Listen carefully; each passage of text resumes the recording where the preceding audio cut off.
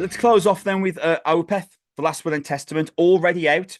It came out on Friday, the 22nd of November. We are recording this on Saturday, the 23rd of November. Hmm. It's the 14th album from the Swedish metal extraordinaire exports, although calling Opeth metal just seems hilarious in itself. That metal is one of the 50 things they do. Yes. So I'm kind of I'm a layman with Opeth, really. I think Blackwater Park is incredible. I 100% understand why that album holds such weight in alternative music folklore. However, that's the only album I've ever listened to of Opeth.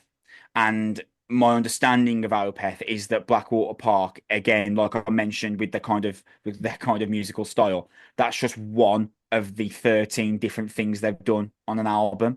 And I believe, from what I know and have read, that this is the first album in a while that Mikhail, the vocalist, has kind of growled. It's been a while since he did most of the albums that have been released in the last few years have been much more kind of progressive folky and with some jazz blended through as well. So this is the first time in a while that they've transcended back into a kind of metal vocal style. Um, Sam, did you enjoy this? No. Yeah. Do you know what? Right, I didn't enjoy this. Yeah, this is Cluedo for goths. See, I thought, right, okay, because like I just mentioned with Hidden Mothers, I'm not a musician, so some of the complexities are going to go over my head. I'm not going to be able to really pick up on why they're so impressive. I'm just like the guy that really loves alternative music and I like talking about it. So I thought, you know what? I'm going to look at some reviews of this. And I'm going to go to Reddit for it and I'm going to see what like people on Reddit are saying. And there was like just swathes of praise. Like from what my impression was that from what I saw on Reddit was that this is like a huge return to form and it's the Opeth we've been waiting for since 2010 and this is phenomenal and like literally just swathes of 5 stars as I was going through. I saw Metal Injection that also gave it I think a 9 out of 10.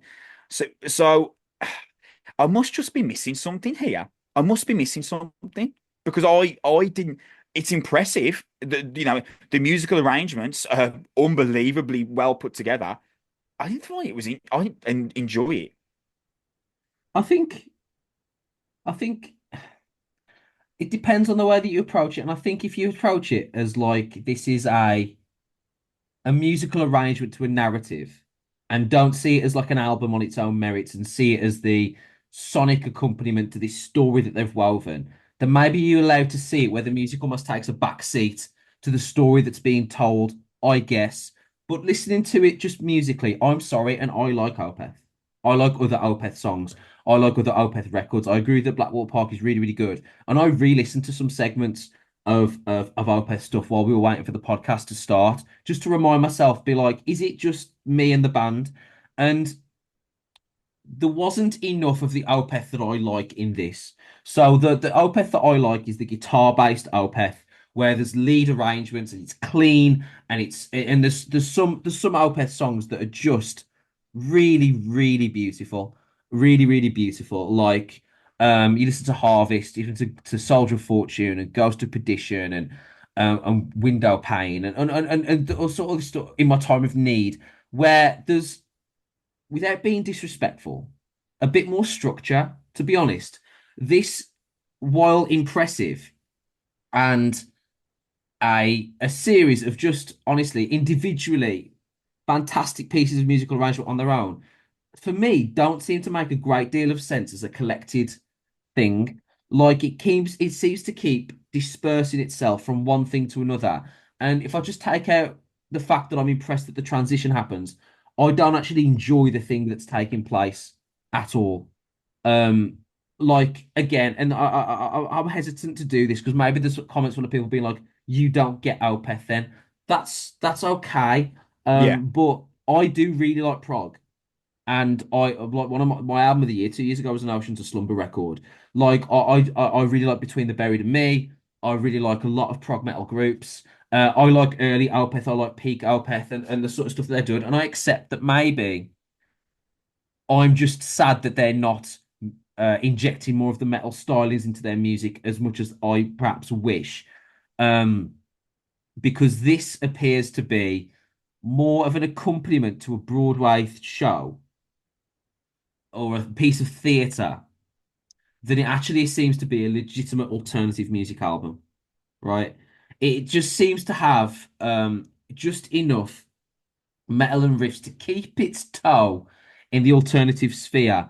But actually, when we sort of listen to it as a collective, like you could only listen to this in full. You couldn't be like, I'm just going to whack on S3 of Yeah, the yeah, new Opeth record and just listen to that. It can't be done. It has to be listened to a holistic thing. And in that circumstance, it has to be viewed almost like a movie as a completely different sense of media. And in that case, then it changes the way that we judge it, it changes the way that we talk about it. But if I just review it as a record, I actually don't think there's many moments in here I'm like, oh, I'm really enjoying this. I'm really enjoying the chorus here. I really enjoy this riff here. I really enjoy this segment and this sort of transition. I will say the opening of S6 felt great. Like there's a ghost style intro, there's a fantasy fiction kind of styling attached to these open, powerful chords. There's a real fantastic melody going on here. And then it just immediately flits away into this kind of like novelty style chorus riff and then a keyboard solo and then concludes. And I'm just like, oh, okay, for 3 minutes it felt like one of the Opeth songs that I really like and then sort of went away from it.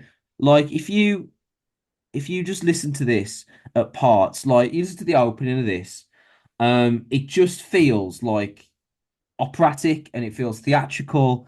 And there's bits where there's kids singing in the background and sort of dancing and sort of like screaming and all the sort of the Will stuff.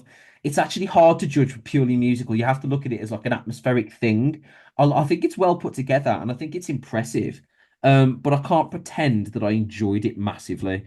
Because I found myself enjoying little moments. Like yeah. the section at the end of S4 was like, oh, I like this because it sounds a little bit like Mastodon. I liked them a little bit with the harpsichord in S4. That was really, really beautiful. But then it immediately flitted into this spy thriller, LA noir style flute segment. And I'm like, I'm not into this. There's a call and response section on S7 where there's like this Eastern kind of style structure, this sort of call and response going on. Um, Oh no, that's on S5. Sorry, the bit with the clave where it has this call and response. It feels like a little bit like this sort of like theatre production that's being sort of set in the Middle East or something. And it's okay and it's atmospheric in the moment, but I'm not going to be like, I can't wait to hear that again. And the whole album just feels like a jigsaw puzzle sort of being tipped on the floor. And some of the pieces don't quite fit together, but they're being forced to fit together for the purposes of this overall image that we're trying to create. And for me, I don't have the instructions and I'm kind of just trying to figure it out on the fly. Um, I think this is an impressive album. I think this is a reminder that Opeth are some of the better musicians of our era, but it's not the Opeth that I enjoy. And I don't really think it's maybe I'm not the target demographic because for me, it actually feels a little bit more musical theatre, a little bit more Broadway, a little bit more film accompaniment than it actually does a record. It, you know what I mean? It kind of feels like I'm listening to the accompaniment to like Les Mis or something like that, which isn't really the sort of thing that I'm sort of going to enter myself into all too often. That being said, they're a legendary band, and if the fans love it, then they're the best. They're the best source of information Yeah. to be able to speak rationally about why this is good in comparison to the other stuff. And I can accept that Opeth have actually moved away from the stylings that I enjoy. So maybe I'm just the out of touch guy complaining that Metallica aren't thrash anymore or whatever. And but it's not the Opeth of Blackwater Park. It doesn't feel like the Opeth of Songs of Perdition and things like that. The stuff that I really really like. So maybe that's why. Because it just feels like I'm not really listening to an alternative album. It just feels like I'm listening to like a soundscape that is intended to accompany a progressive concept album. And that for me is a little bit too meta brain. That bit for me is a little bit too, oh, you have to understand what it means to represent. I wish I didn't have to do that. Or sometimes I want to just listen to eight good tunes. And I don't really think there's one completely good song in this. I think there's like snippets of it, for me personally, which either affirms one of two things. Either it's not very good, which apparently, according to the internet, that's not true, or I'm just not a suitable candidate review this kind of music, and I can accept that as well. I just got to tell you what I think coming out because I can't lie. Just Opeth are great, ergo this is great. That's not how I feel about this. Yeah, I think suitability of candidates a nice phrase for this because I am also not really suitable to give critique. I think that something being impressive and being intelligent is different to you enjoying something. And there are some really impressive moments on this. The new drummer, Walter Fantastic drum work, fantastic. Walteri Väyrynen. I think Väyrynen is how you would say that surname. Valtteri Väyrynen. The drum work. The first thing I noticed when I was listening to paragraph one was that God, that drum work's good. I bet Sam likes this. I remember thinking that drum work's incredibly impressive. Sam's got some things to say.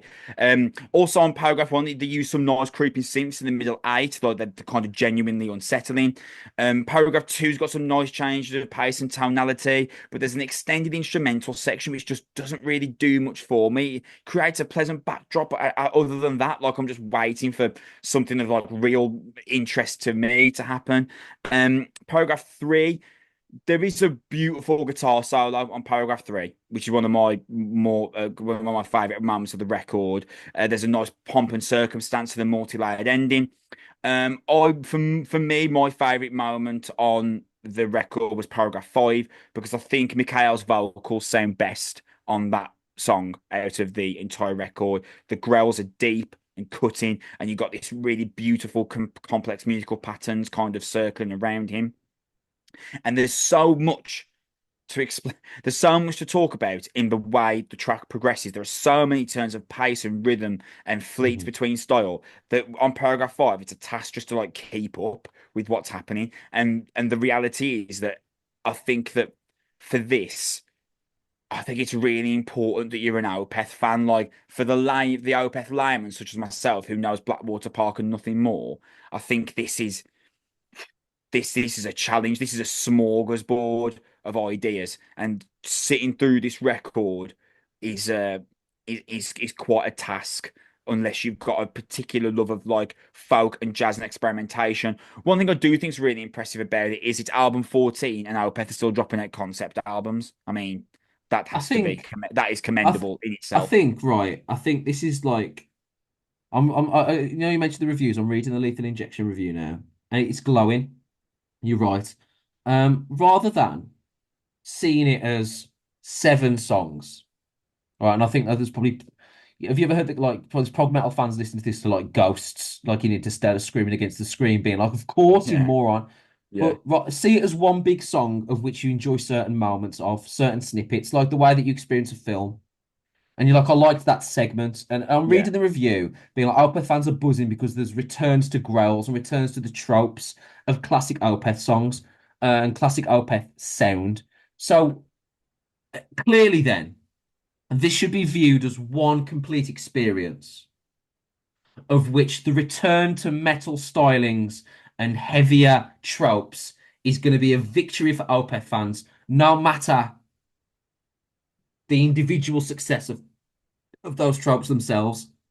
The fact that they're there, the fact that they're taking part is enough.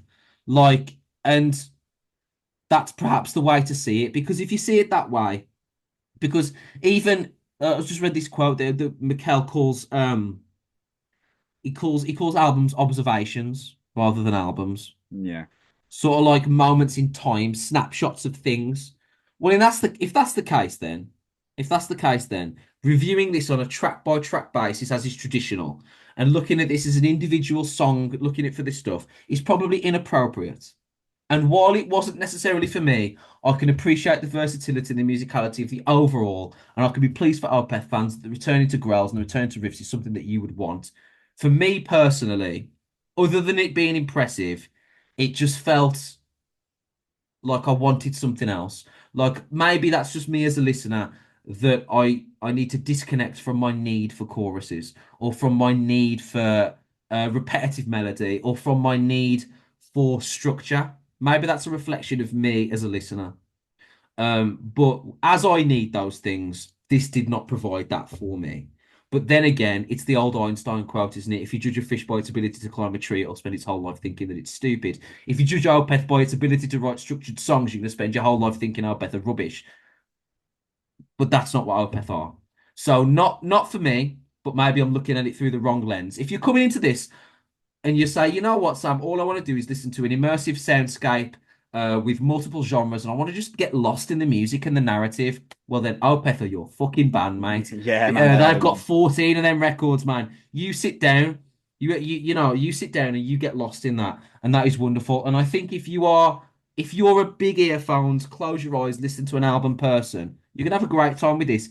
If that is your jam, like this is closer to an audio book almost a telling of a story featuring music than a traditional album. And in that circumstance, it suits that really, really well. So maybe there's two reviews here. There's what I individually like, and what's the value of this if you were an Opeth fan. And if the value of this is an Opeth fan, I just looked at the reviews, man. The average is 4.9 out of 5. Yeah. So, This is like otherworldly. If you're an Opeth fan, this is like an album, a classic all timer, album of the year. Like like this is Nevermind. This is like the return of Nevermind for an Opeth fan. You know what I well mean? then bloody hell. Because that fantastic. Then if that's the case, brilliant. If Opeth are one of your favorite bands, I think you're gonna have a fantastic time with this. If you like traditional prog, um, and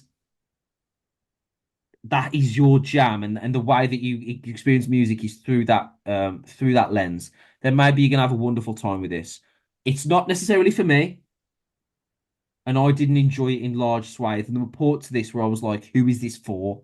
Yeah, But reading online, there are lots of people who this is for, and I'm just yeah, not one of those people, and that and is that's okay. perfectly okay. That's Yeah, okay. Like absolutely, in the same absolutely. way that like sometimes people just don't get why Shakespeare matters. So that's the greatest analogy I can think of. Yeah, Like it's isn't it like sad that we teach 80% of them though? yeah, like Why are they all gathered in my classroom then? the greatest analogy I can think of is that I there are people that I talk to about being an English teacher or the kids that I teach they just don't get why Shakespeare matters and I have to be like oh he matters because of X Y Z and I love going through Shakespeare's plays because it's informed X Y Z in the kind of progressions of society that's the greatest analogy I can think of. An Opeth fan would be like whoa you didn't pick up on this moment and you didn't pick up on the fact that they did this for Prague. I'm unable. I'm unable to make such comments. So yeah, this was undeniably impressive, but it wasn't personally something that I enjoyed. But apparently, what do I know? Because if the Opeth fans on the internet are eating this alive, and good for them, man. Absolutely, absolutely. We're gonna leave it there. 45 minutes of noise. How much did we go over? We went over by 9 minutes. Do you know what? I thought it'd be worse than that. So I will take 55 minutes of noise. Thank you very much for listening. The best way to support is to subscribe /like /follow, depending on whichever service you are using. Me and Sam will definitely be back in 2 weeks' time. I am actually unsure what we're reviewing at the moment because the schedule for releases looks like we're in that time of year now where we hit the lull, where it's more single releases for albums that are going to be released at the start of 2025. However, at the very least, we'll find a couple of records that we want to discuss, or maybe we'll talk about that new Linkin Park album, which we haven't spoken about yet. So that might work. Regardless, we will be back in 2 weeks' time. We look forward to seeing you there. Please remember to like/subscribe /follow, and give us a follow on Twitter at Noise Podcast. Thank you very much. We will see you in 2 weeks. Bye.